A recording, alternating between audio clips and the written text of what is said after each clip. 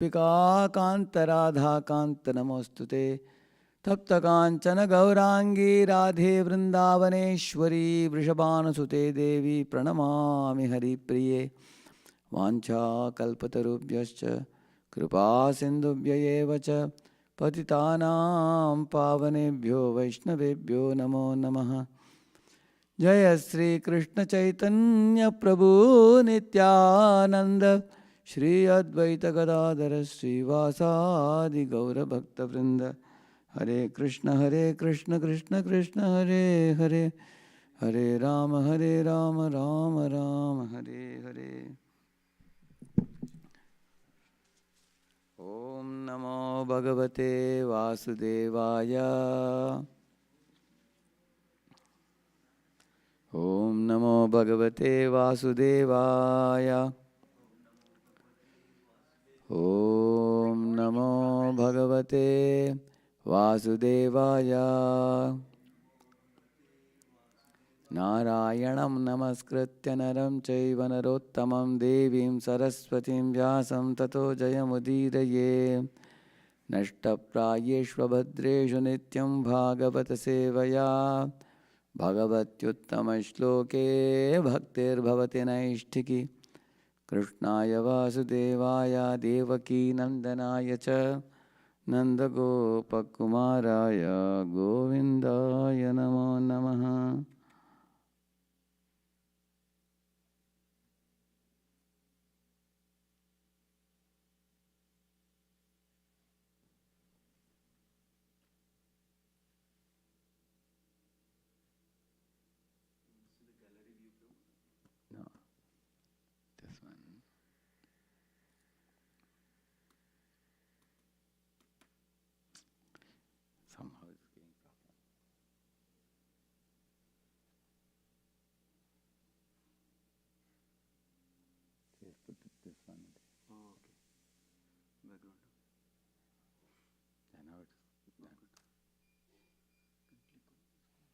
It's not coming. Arrow is not coming.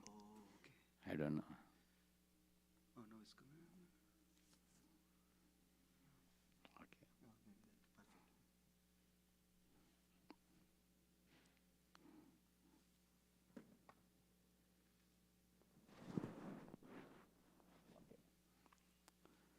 Hare Krishna, Hare Krishna.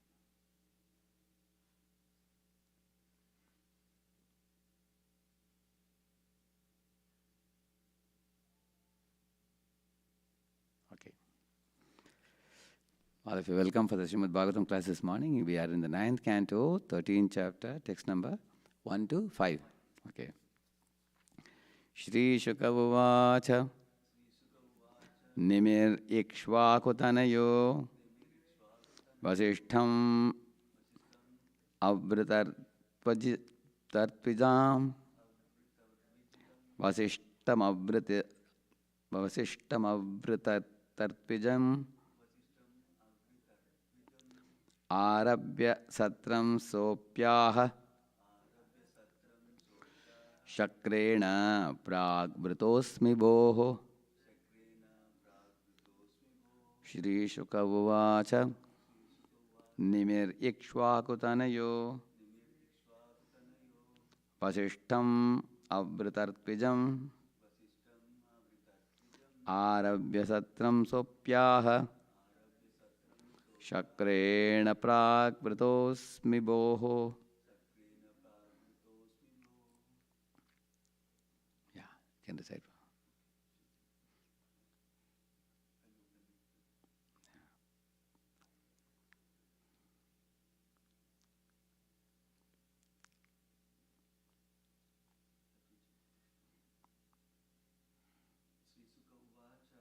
Shri Shuka Uvacha Nimirikshvakutanayo Vasishtamavritarpijam Arabhya Satram Sopyaha Shakrena Pragbritosmi Boho. Translation. And actually there is no purport to this. So 5 verses we read, right? Srila Shukadeva Goswami said, after beginning sacrifices, Maharaj Nimi, the son of Ikshvaku, requested the great sage Vasishta to take the post of chief priest. At that time, Vasishta replied, "My dear Maharaj Nimi, I have already accepted the same post in a sacrifice begun by Lord Indra." And then second verse he says, "I shall return here after finishing the yajna for Indra. Kindly wait for me until then." Maharaj Nimi remained silent, and Vasishta began to perform the sacrifice for Lord Indra. Maharaj Nimi, being a self-realized soul, considered that this life is flickering. Therefore, instead of waiting long for Vasishta, he began performing the sacrifice with other priests. Purport by His Divine Grace, A.C. Bhaktivedanta Swami Srila Prabhupada ki. Chanakya Pandita says, "Shariram kshana vidvamsi kalpanta stayino gunaha." The duration of one's life in the material world may end at any moment, but if within this life one does something worthy, that qualification is depicted in history eternally. Here is a great personality, Maharaj Nimi, who knew this fact. In the human form of life, one should perform activities in such a way that at the end he goes back home, back to Godhead. This is self-realization. We have to read 4 and 5 also. Text number 4. Shishya vyatikramam vikshya tam nivartyagato guruhu ashapayat patatat deho nime panditamaninaha. After completing the sacrificial performance for King Indra, the spiritual master Vasishta returned and found that his disciple Maharaj Nimi had disobeyed his instructions. Thus Vasishta cursed him, saying, "May the material body of Nimi, who considers himself learned, immediately fall." Text number 5. Nimi pratidadau shapam gurave adharmavartine tavapi patatat deho lobhat dharmamajanatah. For unnecessarily cursing him when he had committed no offense, Maharaj Nimi counter-cursed his spiritual master. For the sake of getting contributions from the King of Heaven, he said, "You have lost your religious intelligence. Therefore I pronounce this curse. Your body also will fall." Purport. The religious principle for a Brahmana is that he should not be greedy at all. In this case, however, for the sake of more lucrative remunerations from the King of Heaven, Vasishta neglected Maharaj Nimi's request on this planet. And when Nimi performed the sacrifices with other priests, Vasishta unnecessarily cursed him. When one is infected by contaminated activities, his power, material or spiritual, reduces. Although Vasishta was the spiritual master of Maharaj Nimi, because of his greed, he became fallen. Yeah. So, in the scripture, sometimes you find those who are supposed to be in the role of, gurus and guiding the disciples properly. Sometimes they can fall prey sometimes to greed, as it is explained here. Greed for wealth or fame or position, or sometimes they can fall prey to lust. So that is a very unfortunate situation, which is not a common thing, which may be a very rare thing or a very occasional thing. And what should be the disposition of a disciple in such occasions is explained here in today's session. So, in essence, what is the episode here? There are two personalities involved in this episode. Vasishta is the guru and King Nimi is the disciple. Now, King Nimi once upon a time initiated a sacrifice where he wanted someone to be a chief priest. And Vasishta wanted to be chief priest, but at the same time there was another call from the heaven. Indra was requesting for another sacrifice. So Vasishta wanted to have both. He didn't want to miss that opportunity in this also. Just like in Tirupati, sometimes what happens, when they shave the head, they little bit shave and keep up a percent, come to the side. A little bit they shave and keep. Little bit more. And they accumulate like 2 dozen people. And like that, there are 4 barbers in 4 corners. And all of them have their customers. And then what will happen? The customers will be waiting for a while, and then some of them will start screaming, "Hey, I'm waiting half an hour, you're not shaving me." And then whoever screams the most, they will entertain first. And then they will shave them up, and then allow that for, okay, now I will not trouble you, get lost. Then one by one they take like that. The whole idea is greed. They want maximum heads for shaving to make money. That's the whole idea. So greed can overpower anybody in this world, because sometimes, like one example comes to my mind. In Pune, there was one fellow working in a college doing catering. He was getting some 50,000 rupees monthly. Parents were happy in the beginning. But eventually the family members became very greedy.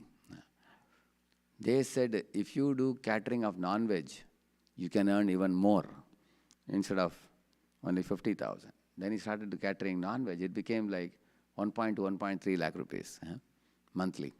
Parents were very happy. Hey, you're making more than double. Very nice. They were appreciative. But then this boy started coming to temple slowly and started chanting Hare Krishna. And then he understood that it is sinful to kill the animals unnecessarily. Then again he reverted back to vegetarian supply, and money naturally reduced to 50,000. And the whole family was like throwing tantrums. They said, you're making such good money, this Hare Krishna people have spoiled you, and you are not... He said, no, Hare Krishna didn't spoil me, they saved me. They saved me, otherwise I'll be gliding down to hell. And they were making big hue and cry. Then he pacified them, saying that I will take vegetarian catering in one more college so that I can make more money. Now he had 2 colleges opportunity. Now he is making 1 lakh now. Still family people are not happy. They say 1.2 you were making before. Now you are making only 1. They are only concerned about money. They are not concerned about sin at all. So he was very adamant, and I won't do it. And then he got initiated also. Later on, what happened? Because he had taken 2 colleges now, he had to cater a lot. The workload increases naturally. Then he started becoming neglectful in chanting and other things. Then naturally Maya creeps in. Then he thinks other people work less and make more money, and then again he started catering non-veg. Then the matter went to the spiritual master. Spiritual master became upset. He called for him. But he was not ready to come and meet the Guru, because he was afraid that Guru will chastise me, that you are again resorting to sinful activities. So you will see that. I think it is gone, I think. Signing on another.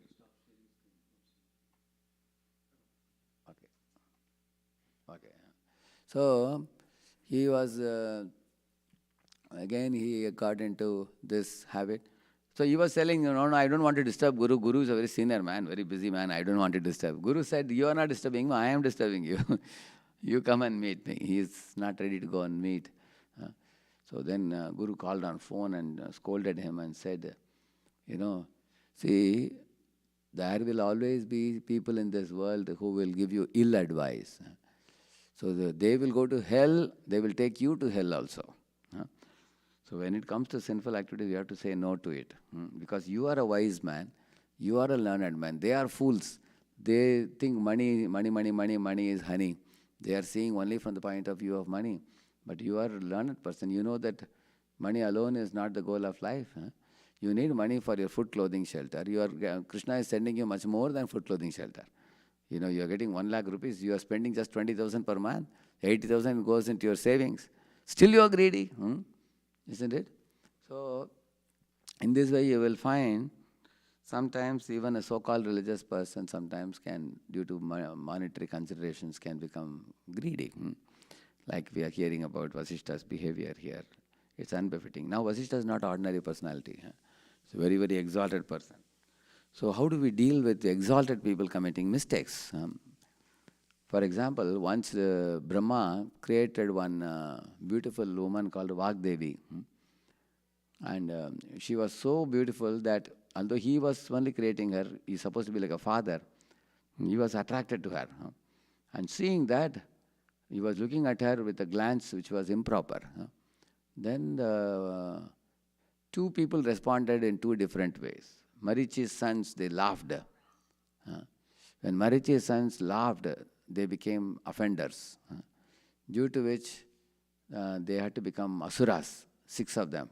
They became asuras, becoming Kalanemi's sons. Later on, they were cursed to become Hiranyakashipu's sons. Later on, they were cursed to become killed by their own father Kalanemi, who appeared as Kamsa, their mama. So Kamsa's sister's sons, 6 children were killed. These are the same fellows, because they laughed when Brahma had a mental slip. On the other hand, there were Chatushkumaras, who were sons of Brahma. They were very thoroughly transparent and honest. They folded their palms and told, "Oh, Father, you are supposed to be the father of religious principles, and you are the first created son of the Supreme Lord, and why do you behave so? Your glance is improper. We are not able to understand your behavior." They didn't say that, they didn't correct him. They said, "We are unable to understand your behavior," they said. Still, Brahma was not able to modify his outlook. Then they turned to the Supreme Lord and they prayed to him, "My dear Supreme Lord, you are the all-knowing personality. So you kindly give suitable advice to our father." Like that they prayed. At that time, Supreme Lord came in the form of Hamsavatara. In the Bhagavatam later cantos, you will see 11th canto. So when Hamsavatara came, Brahma and Kumaras, they both made many inquiries to him. Who are you and everything. And then he speaks Atma Tattvam very nicely. So the idea is Kumaras did not offend and they were not punished. But they appropriately approached the situation. With folded palms, they respectfully dealt with Brahma, even though Brahma had slipped from his position. And therefore, they incurred no sin. On the contrary, Marichi's sons had to incur the sin of ridiculing a superior. So that is one lesson we learn, that even if a superior commits some fault. For example, there is one verse in the Mahabharata which says, "Guraur avaliptasya karya akarya ajanatah." It says, if a person in the role of a mentor, spiritual mentor, he slips from the position, how should a mentee see that? A mentee should feel sympathy for that slipped person and then find out somebody equal to that person or somebody superior to that person and inform them. And another thing that one should do is to keep away from such a superior who is unable to deliver the spiritual goods. And he is himself karya akarya ajanata. He has become Mayavadi, or he is running behind a woman, or he is attracted to money, or he has become fallen position. He is not chanting Hare Krishna nowadays. He has become degraded. Then one should not follow such a person, and one should keep away from such a person. But from a distance, we can pray for that person and also inform it to his equals and seniors so that he may draw some help from them. At the same time, we should continue respecting that person because he is, after all, a Vaishnava, momentarily undergoing some setback. And that setback will be set right by Krishna very soon. We can only pray for that person. So that type of attitude is right attitude, right conduct, right behavior. And wrong behavior means going around and telling everybody, "Look at this fellow, he posed as a great devotee, he is a conditioned soul, he has fallen down, he is nonsense. And I will tell you what all nonsense he did. Here is a list of the nonsense." And then some people actually write long mails and long WhatsApp messages. They go around playing a trumpet or drums and informing everybody about the fallen person, and then that way they accumulate tremendous amount of offenses, which one should not do. The scriptures very much warn us. Ayushriyam yashodharmam lokana ashishaye vacha hanti shreyamsi sarvani pumso mahadatikramaha. This verse says that our life duration, our wealth, our blessings that you accumulated, and also ayushriyam yashodharmam, fame, lokan ashish, and the blessings you received from so many people, everything will be destroyed if one offends a great Vaishnava. And unnecessarily one shouldn't offend. So Shastras warn us. In case we find, like for example, Shukracharya was erratic in his advice to Bali Maharaja. So Bali Maharaja saw that Guru is telling Shukracharya is telling Bali, don't surrender to Vamanadeva, don't give him the 3 steps of land. He became silent. Our Bali. And he contemplated. A guru should actually teach a disciple to surrender to Krishna and not surrender to Maya. He's telling me not to surrender. What I should do? Then he decided not to follow that instruction. He refused to follow that wrong instruction. And then he surrendered to Lord Vamanadeva and his life became very glorious. He said, I will follow in the footsteps of my grandfather Prahlad. Prahlad actually is a pure devotee. He didn't surrender to his atheistic father. He surrendered to Lord Vishnu and attained perfection in his life. I will follow in his footsteps. And he also became Mahajan, Bali Maharaj. So these are some examples we see in the scriptures where a superior, actually once I gave an activity to students in Pune, pure superior, pure subordinate. And that is also possible. Pure superior, pure subordinate, both are pure. Or pure superior, impure subordinate. Or impure superior, impure subordinate. Both guru and disciple are hell-bent on enjoying material life. There are people like that.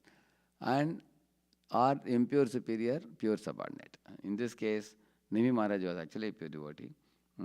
He actually wanted to initiate a sacrifice. And he thought that Vasishtha cannot handle both. He can't handle heavenly duty and earthly duty. Both he can't handle. Therefore, let me call another priest and conduct this. See, for example, if you are a preacher, you have one mentee in one city, another mentee in another city. They both are calling you for the weekend, for a program. And Janmashtami festival, and they are going to get 3,000 people, 2,000 people, big festival. So you want to do both the programs, Saturday also, Sunday also. You are telling him that one here I'll come on Saturday, there I'll come on Saturday. They're saying, no. We want you only on Sunday, both want. And both of them want Sunday evening. He says, why don't you do it Sunday morning or afternoon? They say, no, Janmashtami is a big festival. Evening time is better. Many will prefer. So then he says, okay, I will quickly finish one and then I will take a car and come, going to the other program. And you find that it is in a city, you cannot go from one city to another very easily. Getting out of one city is difficult and getting into another city is difficult. In between it may be fast car, isn't it? So this is also again greed. Okay, there are 2 programs. You can't do 2 programs. Do 1 program and give it to another preacher. One of your friends, call him and tell him, Prabhu, can you please go to that program? So I am unable to go, you can go. And he will happily go and they will also get a proper preacher and you don't have to rush. There may not be any accident of the car. Or you may not have to delay. Imagine they wanted to start at 7 o'clock, you reached at 9 o'clock. Most of the program, people have gone away, how useless it is. So we should not become greedy in our life. That's one lesson we learned from Vasishtha also. One shouldn't become greedy for opportunities. You will always find that actually as we grow in our Krishna consciousness, we will become more broad-minded and more open-minded. And we will also want to see our God brothers and God sisters flourish also. Let them also get wonderful opportunity. Like I do the corporate programs and sometimes too many corporate invitations come. Then I hand it over to some of my younger ones and some equal ones.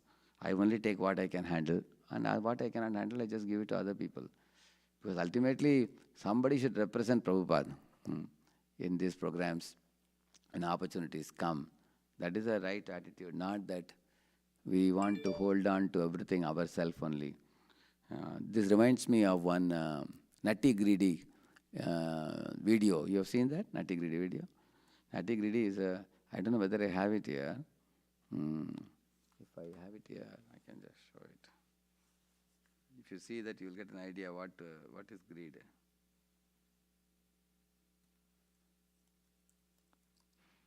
I have it here. I can show it.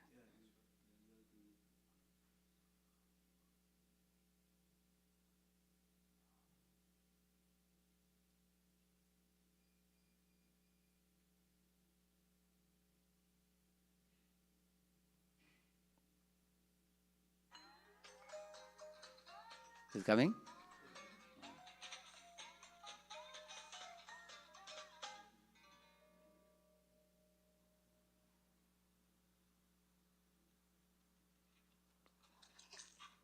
This is a squirrel.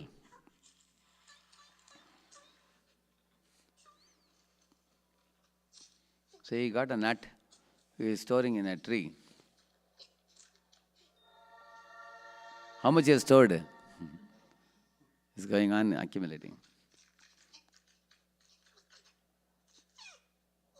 He's trying to fit one nut. He's not getting space.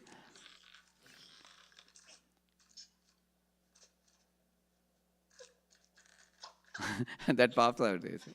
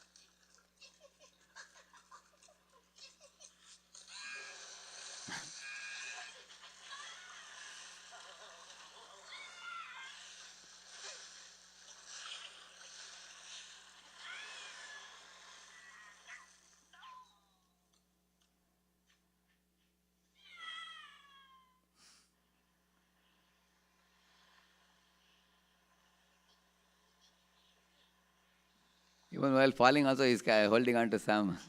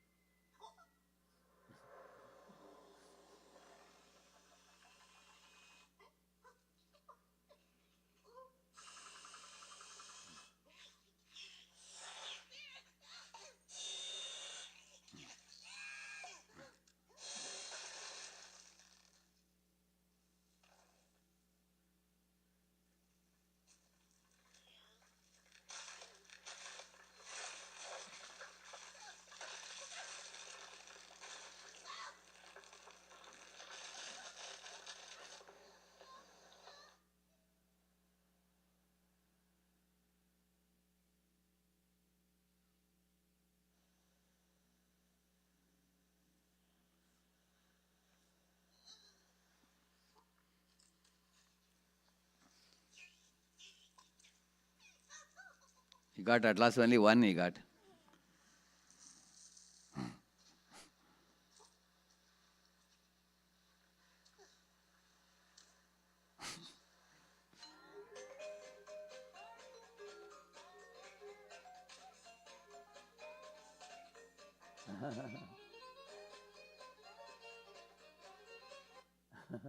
It's hard.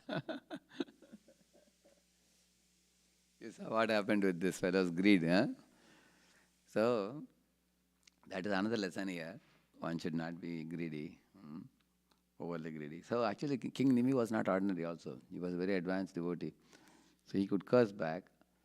But if you further read in this chapter, you will see Vasishtha actually got one more body. After he was, Vasishtha was also cursed by Nimi to die. Huh? When Vasishtha died, through Mitra and Varuna, he got another body again. And then later on, King Nimi's people, They saw that king has died, we want his body. So the Devatas were ready to give him another body. But he considered this material body obnoxious, horrible. This body is full of foul-smelling substances. He said, I don't want to take another material body again. I want to go back to Godhead. So he refused to take another birth. King Nimi didn't take. So sometimes when you read this type of pastimes, they may be very shocking. What is this? But Shastras are very realistic. They don't hide anything. There is one more pastime in the 9th canto. There is one Prishadra. Prishadra was a prince. So his brothers were all ruling the kingdom. But he told his father that, Father, I want to be a Go Rakshak, protector of the cows. So he would always be in the Goshala, standing outside and protecting the cows. One day, late at night, it was a moonlit night. It was drizzling. At that time, a tiger came to enter the barn and pick up one of the cows and go. So as soon as Prishadra saw, he immediately took a sword in his hand, and he thought, if I don't immediately run close to the tiger may take and go away, or at least he'll kill the cow. So from a distance only, he threw the sword on the tiger. So the tiger's leg got wounded, and the tiger screamed and then ran into the forest. But next day morning, when sun rose, Prishadra prince, he saw that one cow had died. Because when he threw the sword, it was hurting the tiger, but the sword slipped from the tiger's feet and hit a cow. Then he very much lamented. In the meanwhile, the news reached Vasishtha that Prishadra was handling a tiger. The whole news was not clearly heard by Vasishtha. He only heard that one cow has died, Prishadra was there. He threw a sword and cow died. That's all he heard. So he became angry. He immediately cursed him to become a Shudra. He said, you culprit, you have done Brahma Hatya, you become a Shudra, like that he said. So Prishadra immediately left that place and thought very deeply, now that I have cursed by a superior, what I should do now? So he went to one Gurukula, ashrama, and he told the Guru that I want to learn pure devotional service, and I'll become brahmachari, and I will dedicate my whole life. So whole life he dedicated as a celibate, living in the ashrama of Guru, faithful and entering service. And he went back to Godhead. He never took birth again, he never became Shudra, and Vasishtha probably was continuing his term in the material world. So one lesson we learn is, one very firmly takes shelter of the Supreme Lord, one will be protected always. So he didn't do anything wrong. He didn't even criticize Vasishtha also. One word he didn't say bad about Vasishtha. This old man, he never understood the whole picture. He only heard that I killed the cow. How can I kill a cow? I am a protector of the cow. I am not a Bhakshak, I am a Rakshak. He didn't argue like that. Instead of protesting against Vasishtha's curse, he preferred to practice pure devotion service, and he went back to Godhead. That's another response to a superior's wrong conduct. So in this way, Bhagavatam actually gives various evidences. Like you find the Chatush Kumaras were told to marry by Brahma, told them to marry, because Brahma was at that time more keen about procreation. He wanted to expand the population. But Kumaras were thinking about liberation. Ultimate goal of Brahma is also liberation only. But he got bogged down by immediate concerns, not understanding the ultimate concern. So he became angry with Kumaras, but then Kumaras refused to marry. And there Prabhupada writes that Kumaras were actually having a good standard of character and they could maintain their celibacy. So they refused to marry. And they are still not considered wrong, it is said. So in this way, there are evidences in the scripture. Any questions? We can take few minutes. Anybody wishes to ask anything?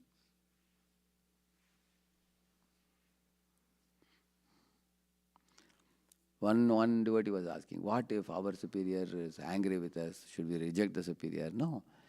That anger may be good for us sometimes. Sometimes the chastisement of a superior is good for the subordinate to rectify the misgivings. Or also we can see that if you are right and the superior is wrong, one can understand that this is circumstantial behavior.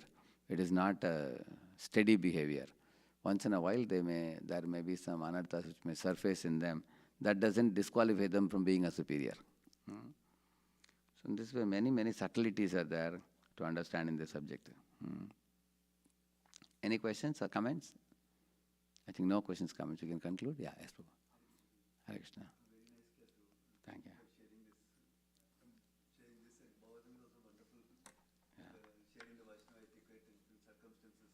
Hmm. Yeah. So we see this hierarchy of instructions. Correct. Like in this case, it's an offense to disobey the instructions of spiritual master also. Correct. But in this case, the way we need to see it is because spiritual master has fallen from the position. Position, yeah, correct. That's true, yeah. Spiritual master has fallen from the position, and actually he wanted to do both the yajnas, the heaven and earth, which was impractical. So, but at the same time, Nimi did not want to be delayed of the auspicious act. He wanted to go ahead, and he arranged for another priest, which was not a wrong thing for him to do. Then in that case, Vasishtha, what he should have told, okay, you have arranged on your own another one, I don't mind it, no problem. Okay, because I was late, I'm sorry, I said I will come, I couldn't come. You arranged another person, it's perfectly fine. He should not have taken offense. Like Durvasa Muni becoming angry and Ambarish Maharaj. Correct, no? Ambarish just took some Charanamrita. Yeah, isn't it? When Ambarish Maharaj took Charanamrita, at that time he became very angry, Durvasa. He created a demon to kill him. So that was a very disproportionate response. It's like bringing a machine gun for a mosquito, you call it, You don't need a machine gun for a mosquito. For a small act is giving a big punishment, which is unacceptable on the part of a superior behaving like that with subordinate. Actually, we all of us are playing two roles. We are subordinate to somebody and superior to somebody.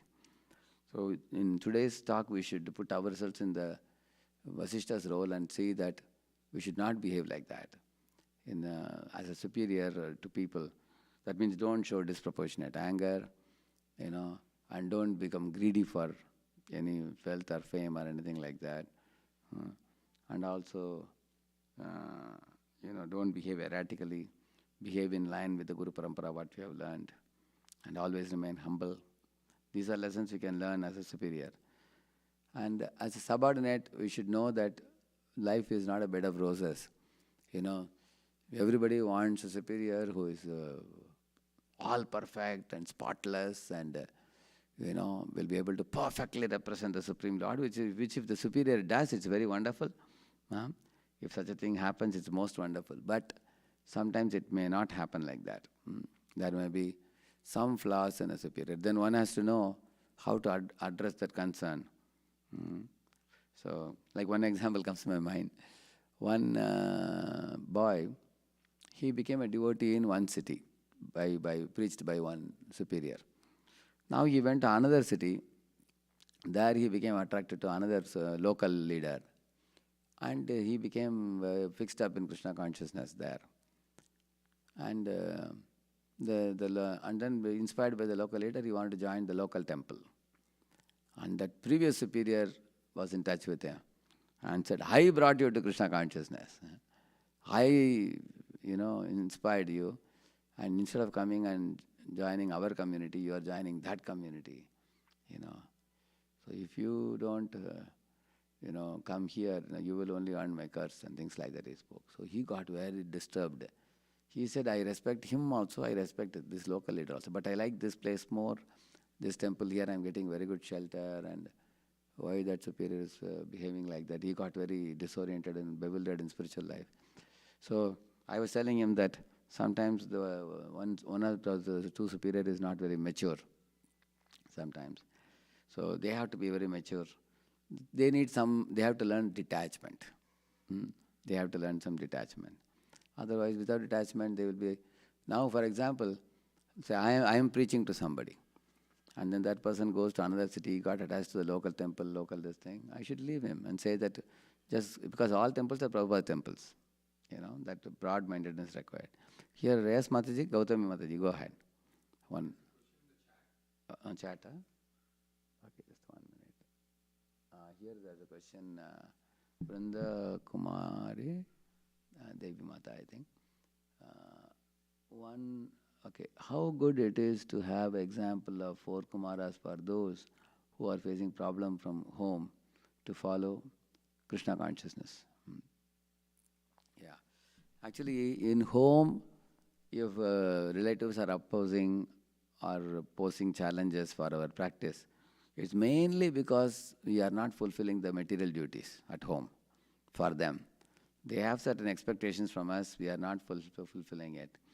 Therefore, they don't like our Krishna consciousness. Like one man was telling that my wife always goes to temple and she is cooking for the deities and making garland for the deities.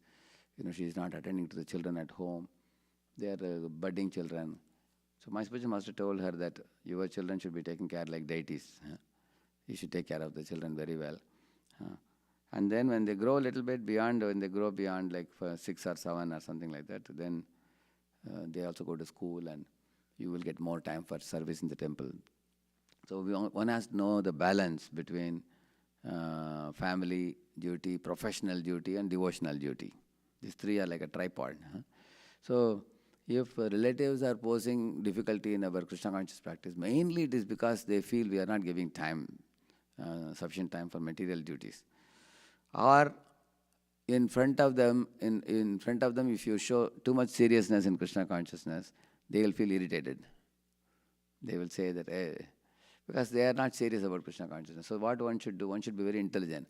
Rise early in the morning and cook food and do the household chores and send the husband to office and send the children to school. Then you have your personal time. You can devote some time for yourself in Krishna consciousness like that. One should be very intelligent. Antare nishta bahare vyavahar. That Chaitanya Mahaprabhu told Raghunath Das. You keep your Krishna conscious convictions within your heart, but externally you do all the chores of the day as if you are a karmi. Like that he said. Manage your business externally, meditate on Krishna internally. Like the Lord Chaitanya said. Okay, and Gautami Mataji, go ahead. There's one hand up. Hare Krishna Prabhuji, thank you so much Prabhuji for your association. Thank you. Prabhuji, my question is about from subordinate perspective. You mentioned in a sloka in the purport also it is given that Nimi was silent. Yeah. Why don't we just ask him? Can we do the sacrifice with the other priest, asking permission? Yeah, but the problem is what? In case Nimi asked, can I engage another priest? Vasishtha will say no. And if Vasishtha says no, and then he engages another priest, it will become offense to Vasishtha. Correct, no? That is the problem. That will be the problem. And in case he doesn't ask Vasishtha, and Vasishtha has gone to the heaven, and he doesn't come back on time as he has promised. Actually, he knows for sure he won't come on time. It is only due to greed he is saying that I will come on time. He is going to be delayed.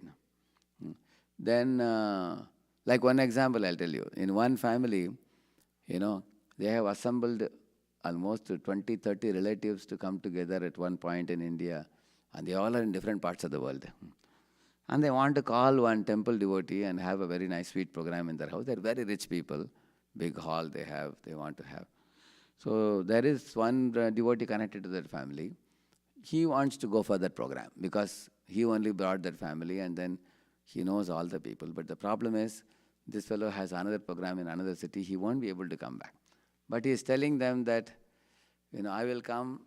The program is kept on Sunday. It's between like 11 to 1 and then they want to give lunch to everybody.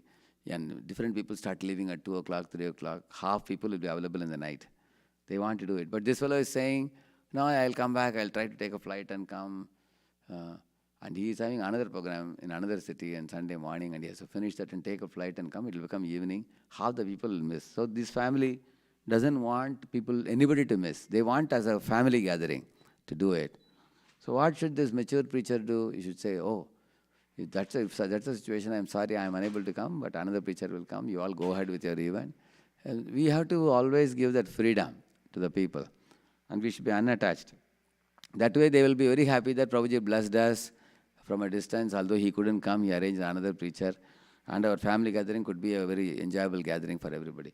Rather than do this, you catch a flight and come and fight the traffic, there is some accident on the way, or there is no accident, you at last reached at 6 o'clock in the evening, more than half relatives have left and scantily populated now, and you are spoiling their program, correct, no? So now in case those people ask the senior preacher, Prabhuji, please can we go ahead with another one, he becomes offended. I brought you guys, you don't love me, and I am saying I am coming, like that he will take offense. And if they don't ask him, they know for sure that he won't be able to come. And then by the time he reaches the evening and they tell him that, Prabhuji, morning we had program with another preacher today. Now since you have come, you can also give one more class, no problem, for the half the population of the people. At least you should be happy with that. If he says that, how did you arrange another preacher, that kind of, then these are the practical problems in devotees' lives also. So it's better for Nimi not to ask Vasishtha, because Vasishtha says no, then it becomes an offense. Therefore, he didn't ask. He understood that Vasishtha is attached. He understood that. Yeah. Prabhuji, and one more thing, Yeah. Vasishtha is already exalted devotee and Yeah. is a family priest and spiritual master to Nimi. Yeah. So why wouldn't Nimi understand that it can be circumstantial behavior of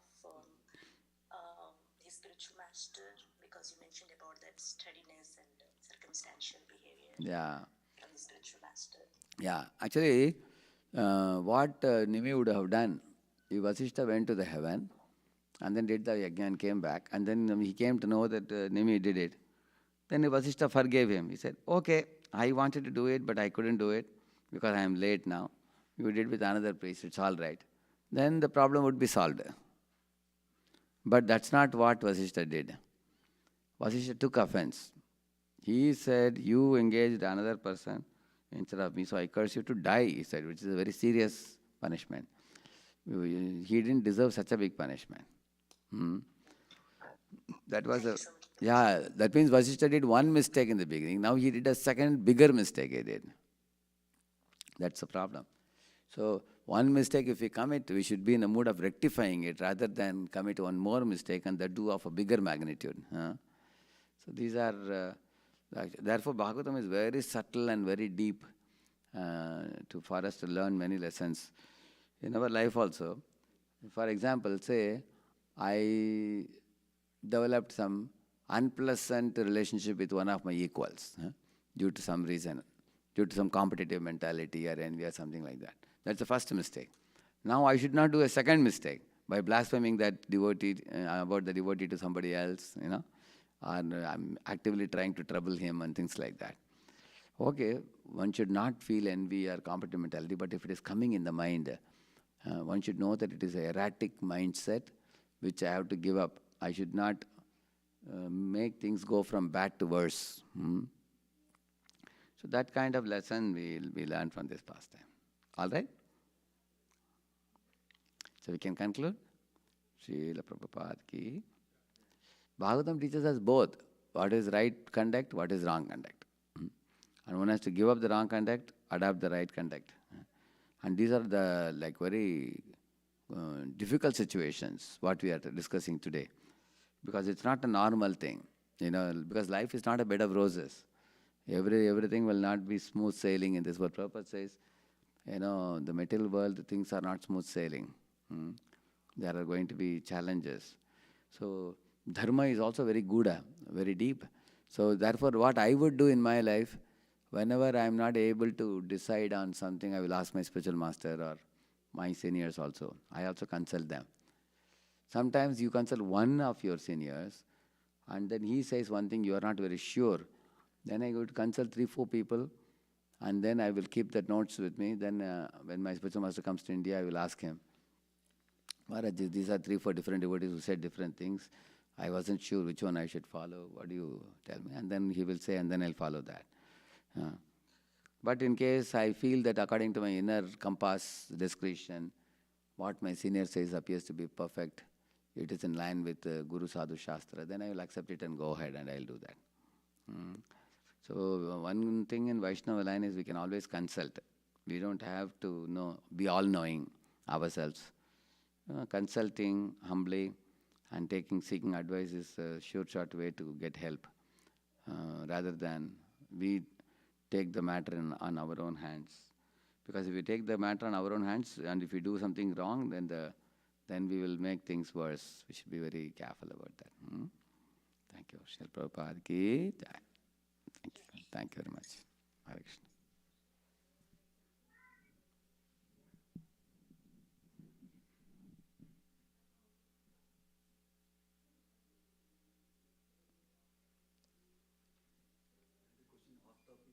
Yes, sir. Oh, yes, Prabhuji. Yes, Prabhuji. Sure. Six darshanas described, like in the first canto, Purport Prabhupada talks about them as like atheistic philosophy, like that Prabhupada conveys in one place. Except one. Except Vasudev. Yeah. Yeah, that's what we conveys on that. But then when a Vedic chart was presented in one of the sessions yesterday, it's considered as part of Vedic knowledge like that. The reason is